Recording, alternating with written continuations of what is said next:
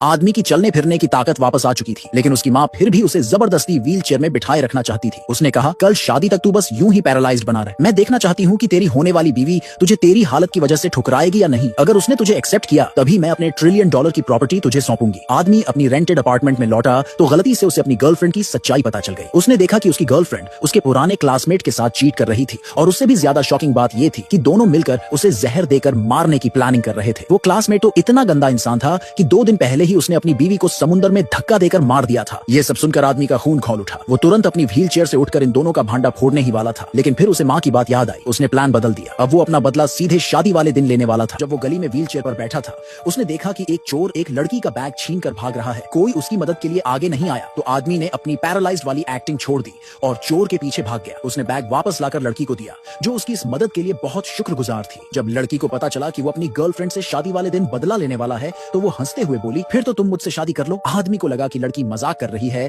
तो उसने इस बात को सीरियसली नहीं लिया। अगले दिन शादी में आदमी ने माइक उठाया और कहा, 3 साल पहले हुए कार एक्सीडेंट में जब मैं अपनी गर्लफ्रेंड को बचाने के लिए बुरी तरह जख्मी हुआ था, तब से मैं पैरालाइज्ड था। 3 सालों तक ये लड़की मेरे साथ रही, लेकिन आज मैं इसे छोड़ रहा हूँ। पूरी भीड़ सन्न रह गई। कोई यकीन ही नहीं कर पाया कि एक अपाहिज आदमी खुद अपनी खूबसूरत गर्लफ्रेंड को छोड़ रहा था। गर्लफ्रेंड को गुस्सा आ गया और उसने चिल्लाकर कहा, मैं भी कब से तुझे छोड़ना चाहती थी। मैं तुझसे शादी नहीं कर रही हूँ, मैं तेरे पुराने क्लासमेट से शादी कर रही हूँ। जैसे ही उसने ये कहा, पुराने क्लासमेट ने एंट्री मारी। अब वो एक बड़े कॉर्पोरेट ग्रुप के मालिकों से जुड़ा हुआ था और करोड़ों अरबों की संपत्ति का मालिक था। उसने आदमी को तुच्छ समझते हुए उसे नीचा दिखाने की कोशिश की। गर्लफ्रेंड को भी लगने लगा कि अब ये दोनों अलग अलग लेवल के लोग हो गए हैं। आदमी इस अपमान से जल उठा, लेकिन तभी उसका क्लासमेट ऐंठ कर बोला, मैं तुझे $1 लाख दूंगा, बस निकल जा यहाँ से। पर उसे ये नहीं पता था कि आदमी को पैसों की कोई जरूरत ही नहीं थी। आदमी ने उसी वक्त कहा, अगर तुझे मुझसे सच में इतनी नफरत है तो सबके सामने घुटनों पर गिरकर अपनी बेइज्जती कर। इससे क्लासमेट तिलमिला गया और गुस्से में आदमी पर हमला करने ही वाला था, लेकिन उसने सोचा कि भीड़ उसकी साइड लेगी। उसने सबको रिश्वत देने के लिए